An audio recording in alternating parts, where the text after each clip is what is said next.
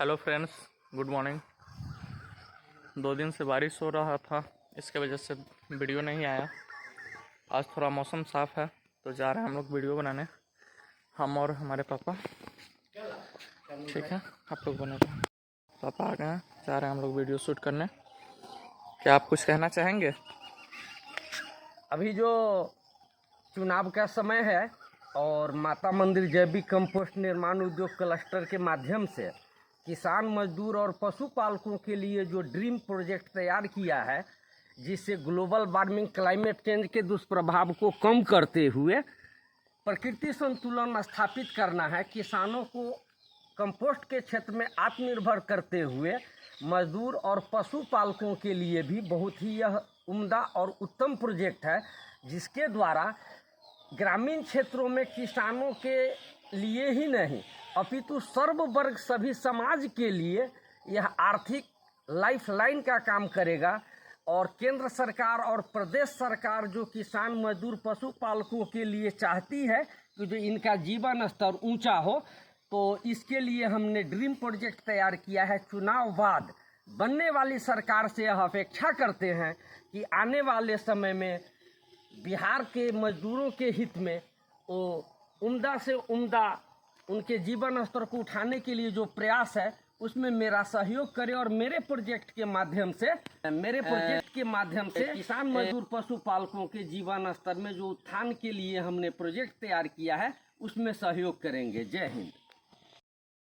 Hello guys, पापा आ गए हैं जैविक कंपोस्ट खाद पे और भगवान को प्रणाम करते हुए चलिए। कंपोस्ट निर्माण उद्योग क्लस्टर है, यह किसान मजदूर पशुपालकों के लिए लाइफलाइन का काम करने वाला है। पिछले वीडियो में मैंने डिटेल से इन बातों को रखा है। मेरे प्यारे साथियों, नेतृत्वकर्ता समूह, अभी तो चुनाव का समय है। हम चाहेंगे जो सत्ता पक्ष हो या प्रतिपक्ष हो, निर्दलीय हो या सर्वदलीय हो, अगर उनके पास गांव गरीब किसान मजदूर पशुपालकों, शिक्षित बेरोजगार एवं सभी तरह के बेरोजगारों के लिए ग्रामीण स्तर पर करोड़ों करोड़ रोजगार सृजन कर ग्रामीण बिहार, ग्रामीण भारत को, कृषि प्रधान क्षेत्र को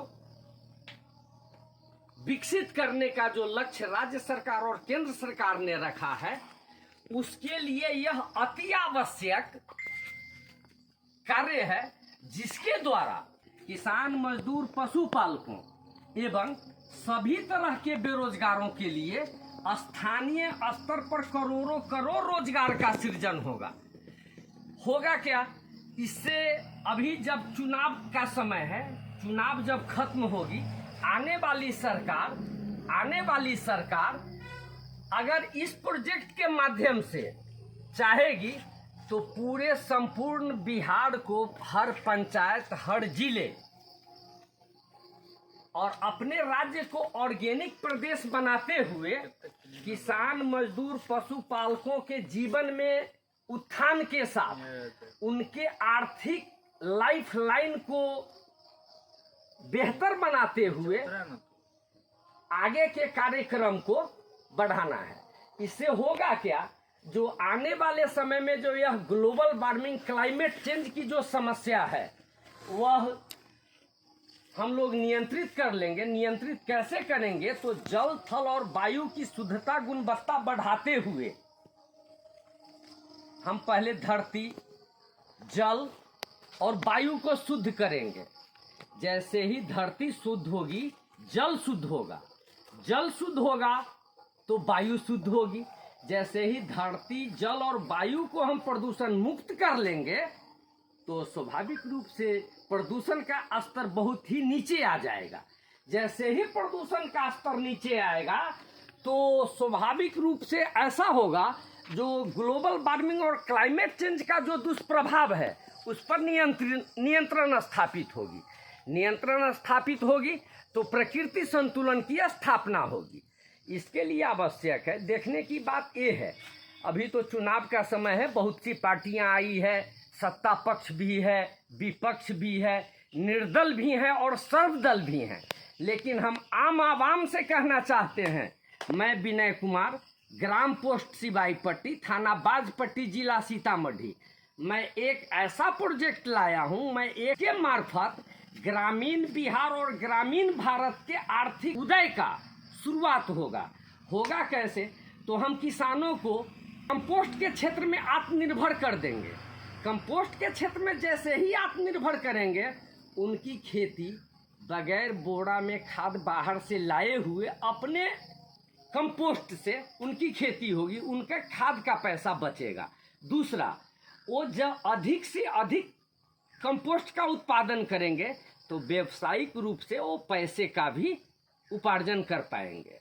दूसरी बात, उनके पास जो खेती के बाद आंशिक अपघटित पदार्थ के रूप में जो खरपतवार, पोड़ा, भूसा वगैरह होता है, किसानों के पास खेती के लिए खुद जमीन है, प्रोजेक्ट लगाने के लिए भी उनके पास जमीन है। यहाँ उद्योग लगाने के लिए नहीं जमीन की आवश्यकता होगी, न इस उद्योग के लिए जितने भी रॉ मटेरियल की आवश्यकता है, वह रॉ मटेरियल उनके पास स्वतः रूप से उपलब्ध है। केले का थम, जलकुंभी, पोड़ा, भूसा, गोबर इत्यादि उनके पास स्वतः उपलब्ध है। जिस उद्योग के लिए स्थानीय स्तर पर उसका कच्चा माल उपलब्ध होता है और सारा इंफ्रास्ट्रक्चर जिनके पास उपलब्ध होता है, वह उद्योग सफल होता है। तो मैंने जो स्किल डेवलपमेंट प्रोग्राम के तहत जो ट्रेनिंग लिया और 8 वर्षों के अपने कार्य अनुभव, मैं कार्यशाला लगभग 8 वर्षों से चला रहा हूं और इस पर विस्तृत गहन अध्ययन किया हूं। कर्नाटका से लेकर के सिक्किम तक, जो सिक्किम अभी ऑर्गेनिक प्रदेश बन चुका है, वैसे ही हम चाहते हैं हम अपने किसान मजदूर और पंचायत लेवल पर जो मैंने क्लस्टर तैयार किया है, उस क्लस्टर को प्रखंड लेवल पर पूरे अपने 19 पंचायत, बाजपट्टी विधानसभा के 1900 पंचायत जो बाजपट्टी प्रखंड में पड़ता है, इसके अलावा नानपुर और बोखरा, इस पूरे विधानसभा को हमको सर्वप्रथम एक क्लस्टर का निर्माण कर, जैसा मैंने अपने पंचायत में क्लस्टर का निर्माण किया है, वैसा क्लस्टर अपने पूरे विधानसभा में निर्मित करेंगे इस चुनाव के बाद। और हर किसान, हर मजदूर और हर पशुपालक के दरवाजे पर पहुंचेंगे, उनको अपने संस्था से जोड़ेंगे। जैसे हमने पंचायत में 5 वर्षों से जोड़ रखा है, हमारे लगभग 80 किसान हमारी संस्था से जुड़े हुए हैं मेरे पंचायत के, और मैंने उन लोगों को सहयोग भी किया है और प्रोत्साहित भी किया है जो आप जैविक कंपोस्ट के निर्माण के क्षेत्र में अग्रसर हों। इससे होगा क्या, जो वो कंपोस्ट के क्षेत्र में आत्मनिर्भर हो जाएंगे। जैसे ही कंपोस्ट के क्षेत्र में आत्मनिर्भर होंगे तो स्वाभाविक रूप से वो कंपोस्ट के लिए बाजार पर निर्भर नहीं रहेंगे। जो रासायनिक कंपोस्ट है वह जमीन की गुणवत्ता को कम करता है। हम लोगों ने इतने रासायनिक कंपोस्ट का उपयोग किया है, इस वजह से हमारी जमीन की उर्वरा शक्ति कम हो गई है। जमीन, सॉइल, मिट्टी में प्रदूषण हो चुका है। तो इस कंपोस्ट के माध्यम से वह जमीन प्रदूषण मुक्त होगी। हम 1 बार, 2 बार, 3 बार अपने जमीन पर मरुस्थल, पठारी जमीन, दलदलीय जमीन, कृषि योग्य भूमि, पहाड़, नदी और तालाब, सभी जगह पर इतने कंपोस्ट का पहले उत्पादन करेंगे जो हर जगह हम अपने समूह के मार्फत पूरी वसुंधरा को जैविक कंपोस्ट से आच्छादित कर देंगे। जैसे ही 3 से 4 बार हम जैविक कंपोस्ट का उपयोग 1 साल, 2 साल, 3 साल में पूरी पृथ्वी पर करेंगे तो स्वाभाविक रूप से ऑर्गेनिक भौगोलिक क्षेत्रफल वाले विश्व का निर्माण होगा। अभी है हमारा ऑर्गेनिक रेवोल्यूशन सफल होगा, जैविक क्रांति सफल होगा। जैसे ही हम जैविक क्रांति को सफल करते हैं तो इससे होगा क्या कि छात्रा विनीता जयशंकर, जब हमारे माननीय प्रधानमंत्री, आदरणीय प्रधानमंत्री नरेंद्र मोदी पोप से मिल रहे थे वेटिकन सिटी में, तो वहाँ संयुक्त राष्ट्र संघ के एक कार्यक्रम में विनीता जयशंकर, जो 14 वर्षीय छात्रा थी, 4 साल पूर्व की बात मैं बता रहा हूँ, उसको 6 मिनट का समय मिला था मात्र वहाँ संबोधन करने का। उसने कहा था प्रकृति असंतुलन अपने चरम सीमा पर है, ग्लोबल वार्मिंग, क्लाइमेट चेंज के कारण जो समुद्र तटीय इलाका है वह डूब के कगार पर है। समुद्र का वाटर लेवल इतना ज़्यादा हो रहा है जो आने वाले 5 से 10 वर्षों में समुद्र का वाटर लेवल इतना अधिक होगा जो लगभग 10 करोड़ की आबादी और 50 लाख घर आसपास समुद्र के किनारे वाले वह डूब क्षेत्र में आ जाएंगे। दूसरी बात, यह जो प्रकृति असंतुलन की विभीषिका है, ग्लोबल वार्मिंग की विभीषिका है, उसके कारण प्रकृति रूप से विभिन्न तरह की विभीषिकाएं आती है। यह जो कोरोना काल आया था, इसने मनुष्य के जीवन में आमूल चूल परिवर्तन किया है। विनीता जयशंकर ने कहा था पोप के सामने, और विश्व के शक्तिशाली राष्ट्रों के राष्ट्राध्यक्ष वहाँ उपस्थित थे और अपने आदरणीय प्रधानमंत्री भी थे। वहाँ विनीता जयशंकर ने कहा था जो विश्व के नेताओं ने ग्लोबल वार्मिंग और क्लाइमेट चेंज को संतुलित करने के लिए बातें बहुत की, लेकिन अब कार्य करने का समय है।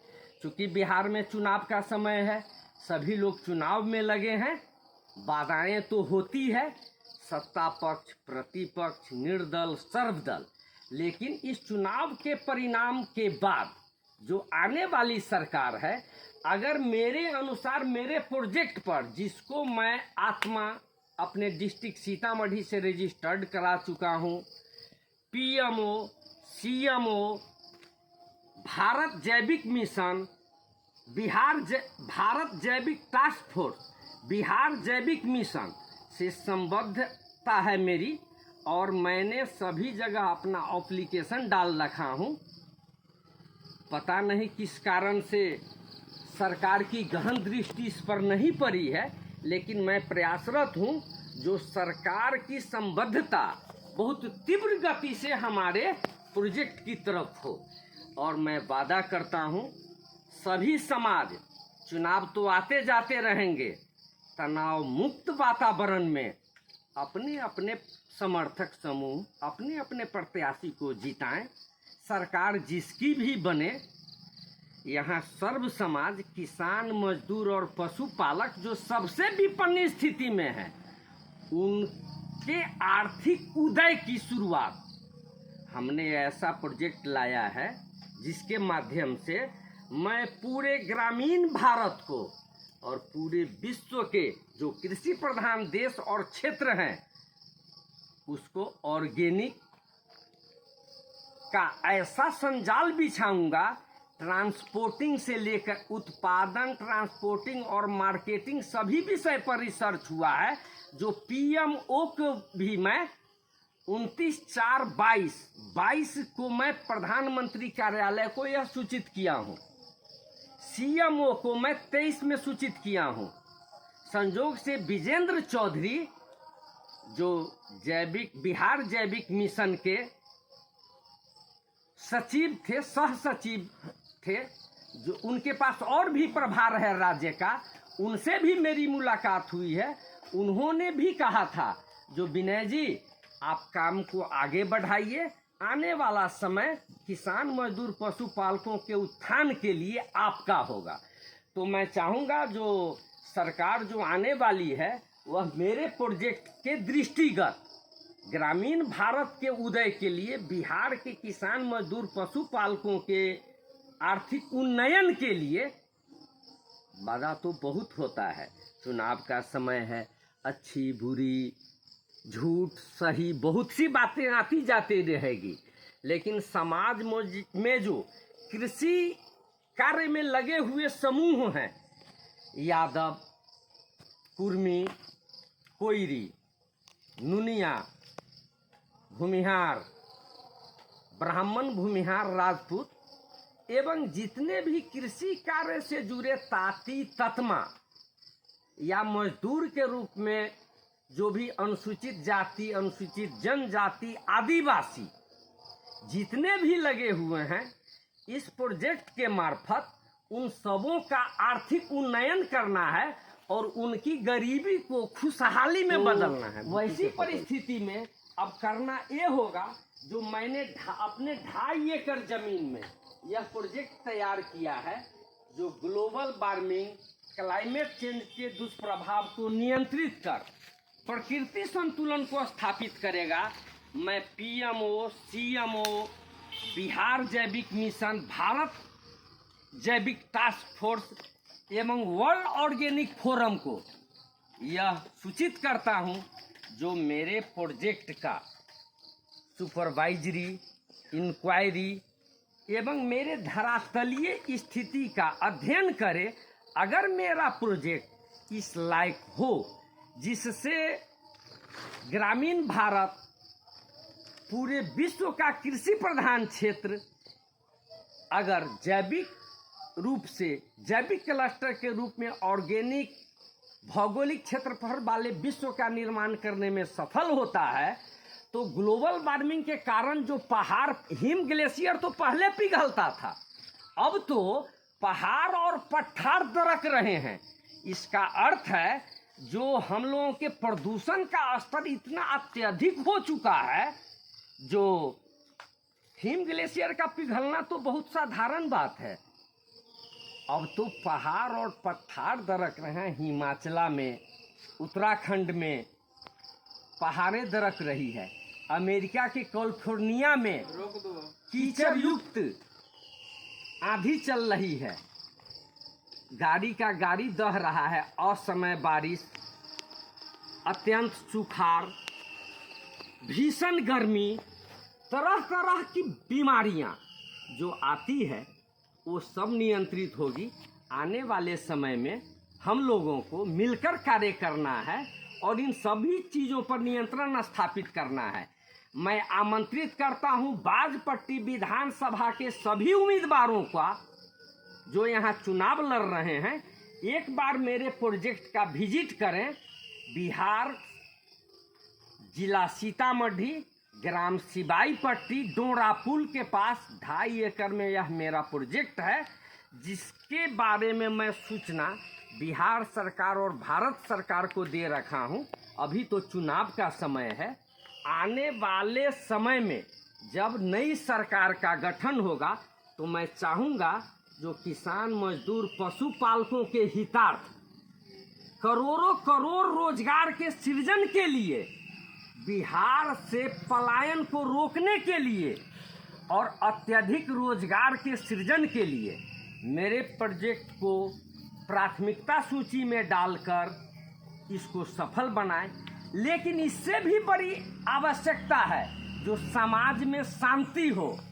चुनाव तो आते जाते रहेंगे, नेताओं अपना काम करेंगे, लेकिन हम सामाजिक लोगों का काम है जो हमारा समाज जब शांत और सम्मिलित होगा तब अपनी योजनाएं सफल होगी और हम सभी जो ग्रामीण क्षेत्र में निवास करते हैं उनका उन्नयन होगा। व्यवसायी उन्नयन करते हैं, शहरीकरण वाले लोग उन्नयन करते हैं, औद्योगिकरण वाले लोग उन्नयन करते हैं। श्री बाबू की जो बिहार के आज़ादी के बाद बिहार में औद्योगिकरण का जो सपना था, वह सपना किसान, मजदूर और पशुपालकों के सहयोग से बिहार में धरातल पर लाना है। मैं कमर कस चुका हूं और ईंट से ईंट बजा दूंगा, तख्त और ताज हिला दूंगा, लेकिन मैं अपने भारत को, अपने बिहार को, अपने किसान, मजदूर और पशुपालक को अग्रगणी श्रेणी में लाऊंगा। इसके लिए जो भी करना पड़े सरकार के सहयोग से मैं आगे बढ़ूंगा। जय हिंद, जय भारत, जय ऑर्गेनिक बिहार। विनय कुमार, 84 33 14, सीतामढ़ी, बिहार।